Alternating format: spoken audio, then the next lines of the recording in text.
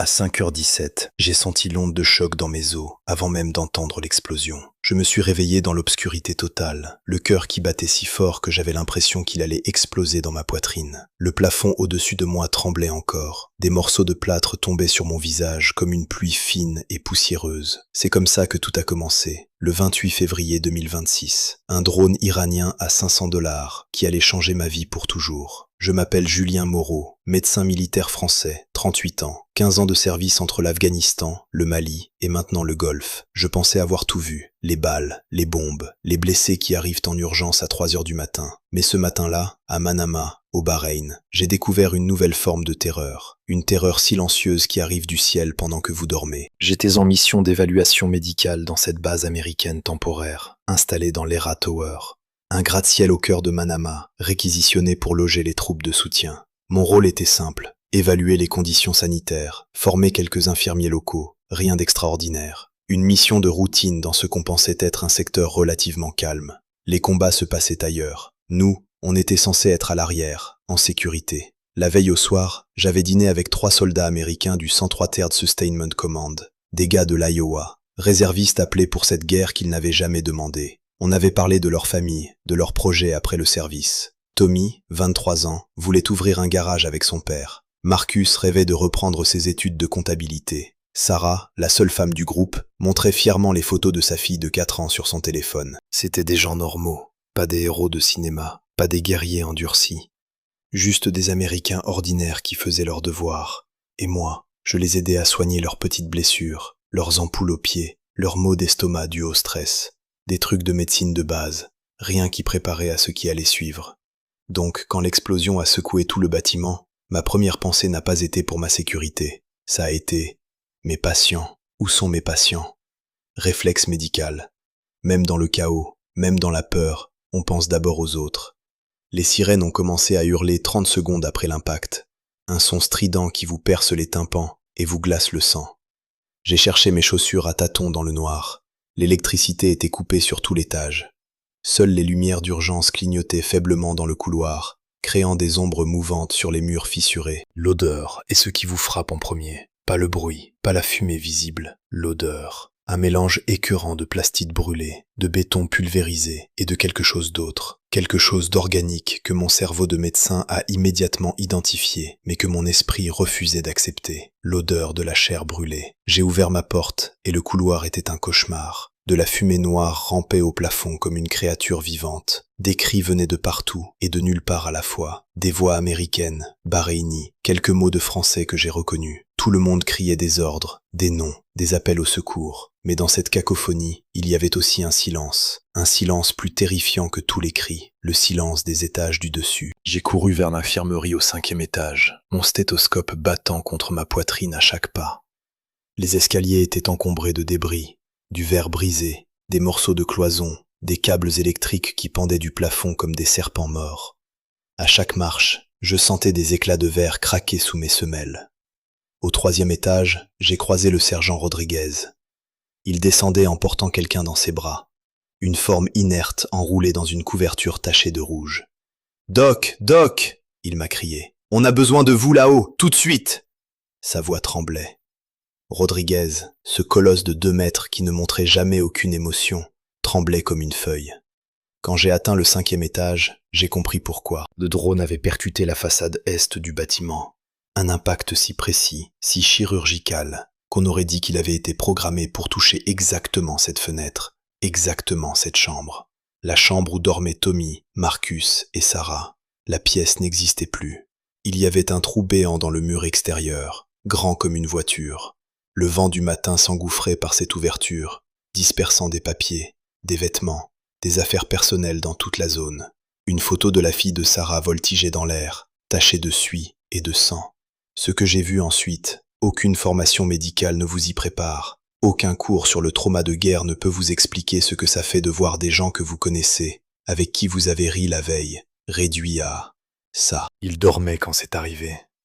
Tous les 3 dans leur lit de camp, alignés le long du mur extérieur. Le drone les a tués instantanément. C'est au moins ça. Ils n'ont pas souffert. Ils n'ont même pas eu le temps de se réveiller. Un instant, ils rêvaient de l'Iowa. L'instant d'après, ils n'étaient plus là. Mais moi, j'étais là.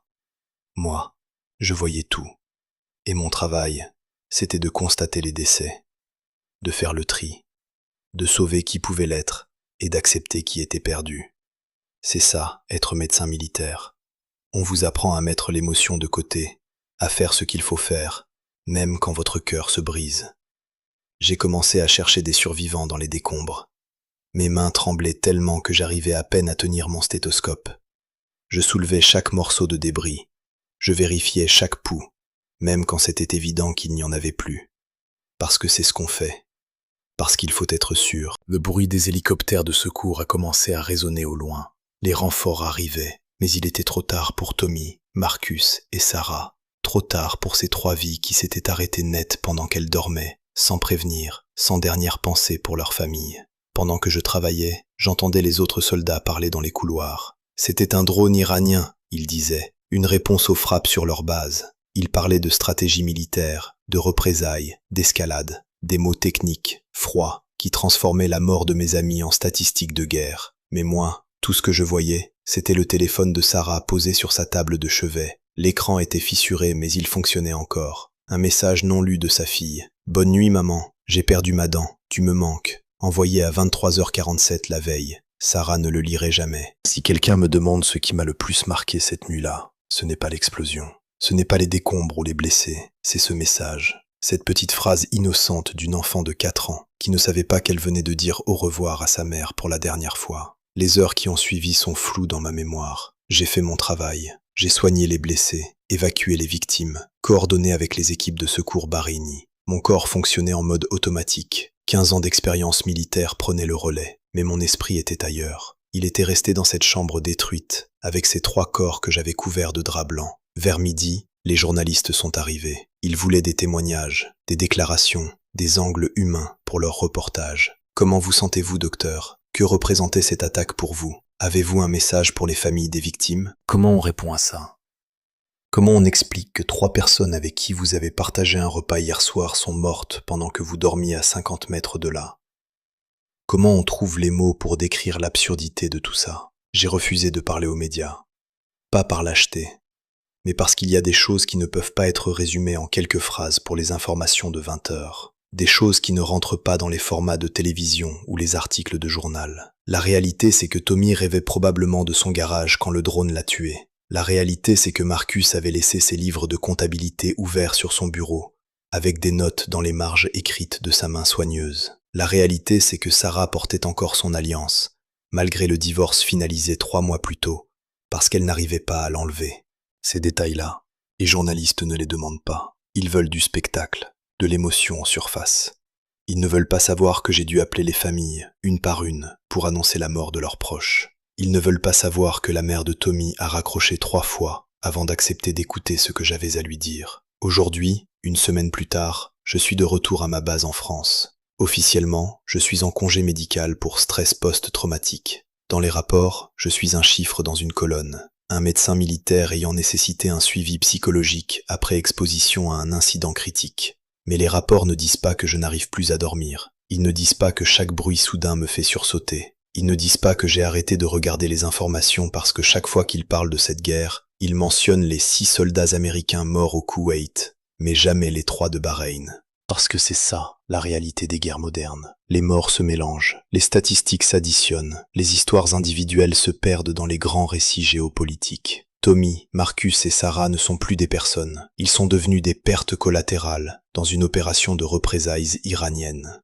Mais moi, je me souviens d'eux comme des personnes. Je me souviens du rire de Tommy quand il parlait de son père. Je me souviens de la façon dont Marcus organisait méticuleusement ses affaires avant de se coucher. Je me souviens de l'amour dans les yeux de Sarah quand elle regardait les photos de sa fille. La nuit dernière, j'ai rêvé que j'étais encore dans cette chambre détruite. Mais cette fois, j'arrivais quelques minutes plus tôt. Cette fois, je les réveillais avant l'impact. Dans mon rêve, ils avaient le temps de se lever, de courir, de vivre. Au réveil, la réalité m'a frappé comme une gifle. Ils sont morts, et rien de ce que je ferai ne les ramènera. Si vous m'écoutez en ce moment, partagez cette vidéo. Pas pour moi, pour eux. Parce que leurs noms méritent d'être entendus. Parce que leurs histoires méritent d'être racontées. Parce que derrière chaque statistique de guerre, il y a des visages, des rires, des rêves interrompus. Je ne sais pas combien de temps je vais continuer à enregistrer ces témoignages. Ma hiérarchie n'apprécie pas que je parle publiquement, mais tant que j'aurai la force de le faire, je continuerai, parce que c'est tout ce qui me reste pour honorer leur mémoire. Demain, je reprends le service. On m'a assigné à un nouveau poste, plus calme, selon mes supérieurs. Comme si la guerre avait des endroits calmes, comme si on pouvait échapper à la réalité en changeant de lieu d'affectation. Mais je sais une chose, où que j'aille, je porterai avec moi le souvenir de cette nuit du 28 février, le souvenir de 3 soldats américains qui sont morts dans leur sommeil, pendant qu'un médecin français dormait à 50 mètres de là, impuissant à les sauver. Et chaque fois que j'entendrai parler d'un drone iranien à 500 $, je penserai au prix réel de cette guerre, pas en dollars, en vies humaines, en rêves brisés, en familles détruites. Le drone a peut-être coûté 500 $, mais le prix que nous payons tous pour cette guerre, lui, est inestimable.